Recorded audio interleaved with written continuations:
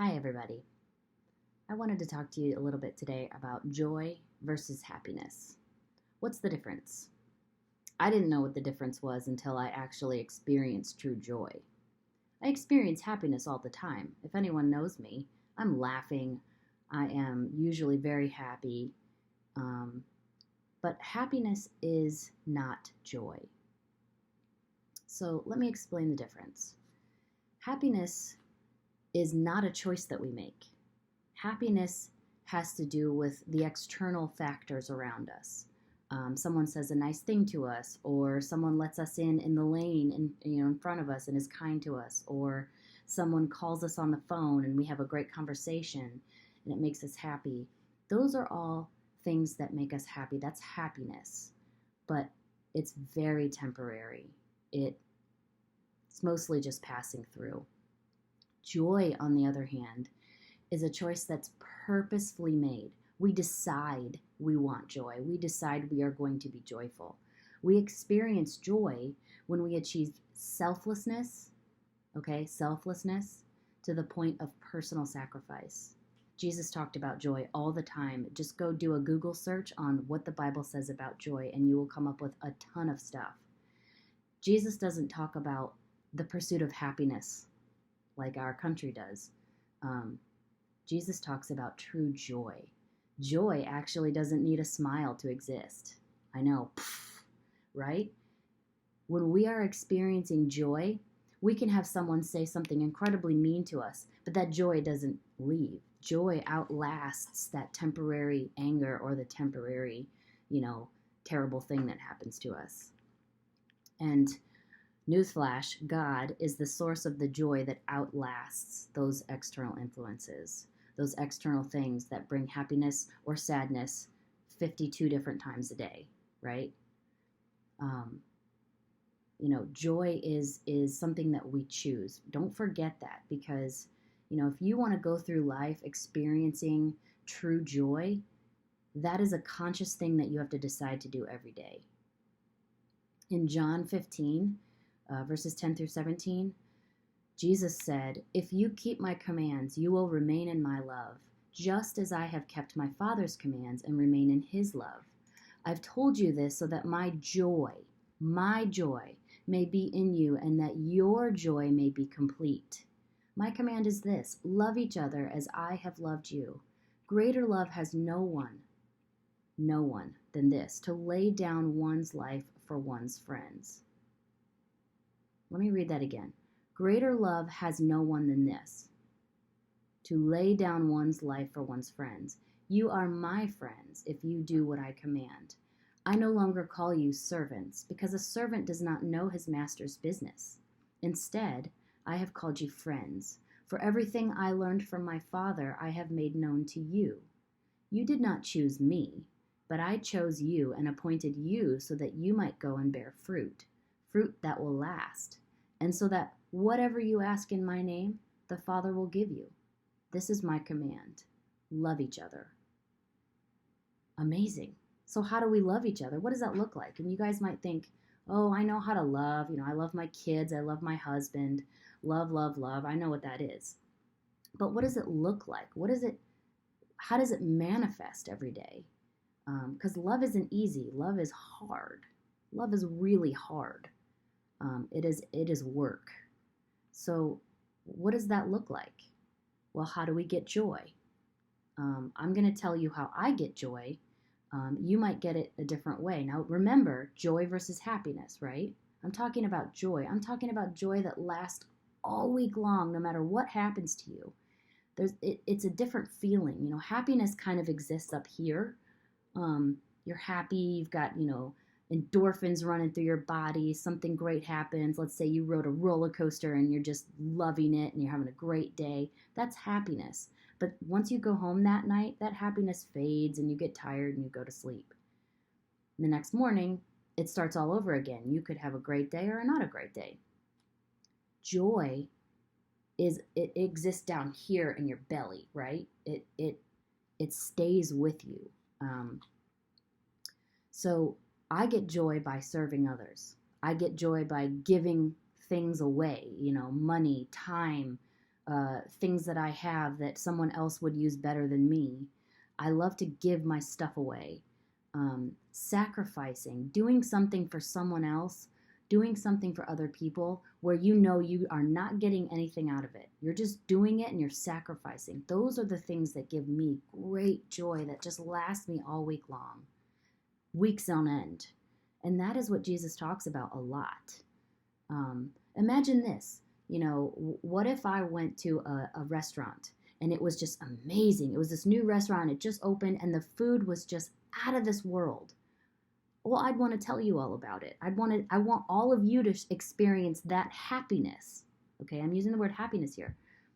I want you to experience that happiness because it is so awesome, and I'm going to tell you about it. Well, right now, I'm telling you about joy. I would rather you guys have joy versus happiness, especially in the time that we're going through right now with this coronavirus. Everybody is so scared and so anxious and so uncertain.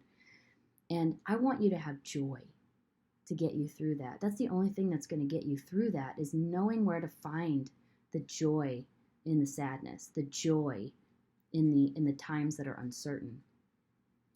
So let me ask you a question. Okay, what if you had your permanent home, okay, the home that you and your family live in 99.9% of the time, that's where you go home to every night, and then you have a vacation home. But that vacation home, you only get to spend 3 days out of the whole year in it, okay?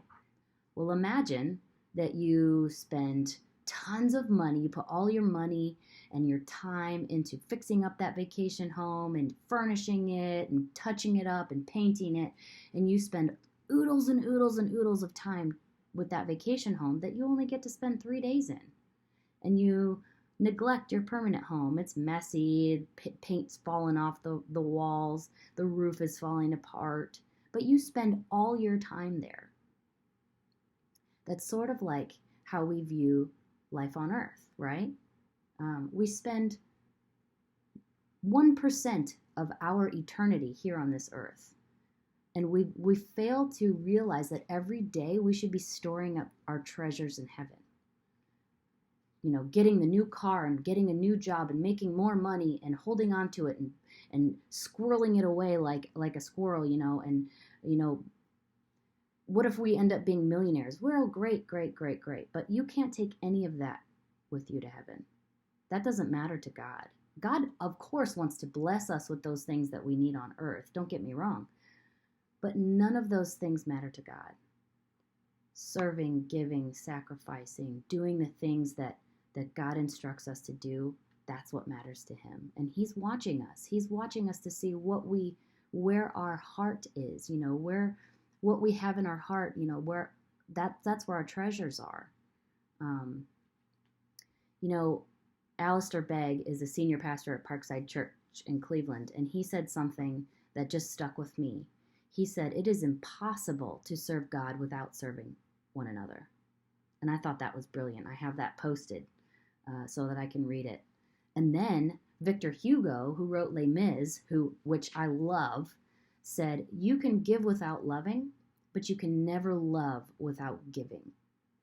The great acts of love are done by those who are habitually performing small acts of kindness." Now, I know some of you are going to say, well, I don't have a lot, I don't have much to give. I don't have time. I don't have money. I don't have skills. I don't have any childcare so that I can go serve. I don't have blah, blah, blah. I don't.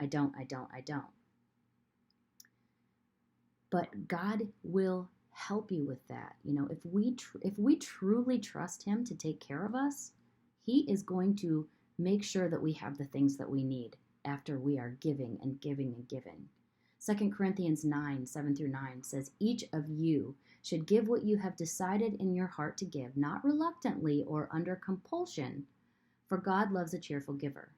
And God is able to bless you abundantly, so that in all things, at all times, having all that you need, you will abound in every good work. As it is written, they have freely scattered their gifts to the poor. Their righteousness endures forever." You can't outgive God, you guys. The more generous you are, the happier you're going to be. And generous with money, with time, with things that are in your heart, giving time to somebody to just sit with them when they're going through something, that's also giving. It doesn't just mean money, okay? The more generous you are, the happier you will be, because God will give generously more to you than you can ever give to anyone else, okay? He will outgive you. If you want to start a contest with God, go for it. I guarantee you he'll win, because he will bless you and bless you and bless you. The more you give, the more you sacrifice. When you think you can't give anymore, give some more. Pastor Rick Warren said, if you don't have money, give some away. If you don't have time, give some away. If you don't have energy, go work out, because you will be blessed right after that. God is going to outgive you. He's going to give back to you 10 times more than what you can give to anyone else. Philippians 4:19, I just want to close with this. You can be sure that God will take care of everything you need, his generosity exceeding yours in the glory that pours out from Jesus. You can't outgive God, guys. Try it. Start a contest with God. It's the best contest you'll ever start. And then you'll get that joy that I'm talking about. Give, give, give. Try it. Just start with one thing. If you're not used to giving or volunteering or serving or tithing or whatever it is you struggle with, just try one thing and just trust that God will carry you through, that he will pay your bills. He will,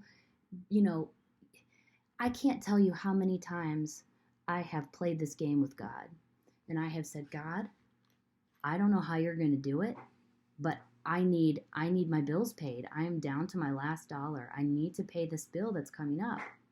And every single time, you guys, every single time, I have not missed a bill. I don't know how he does it, but he does it. And every time I'm surprised. I don't understand that. But I implore you, just start with one small thing that you're not doing and you know you should be. Just try it, just once. If you want to know how to serve, we have so many opportunities at New Life, but I'm out and about doing a ton of things. So if you want to ask me, please get in touch with me. We've got lots of opportunities at New Life that you can try. Just start once, And I think people are very scared to commit to serving at all because they're worried that something will come up. Okay? Don't worry about that.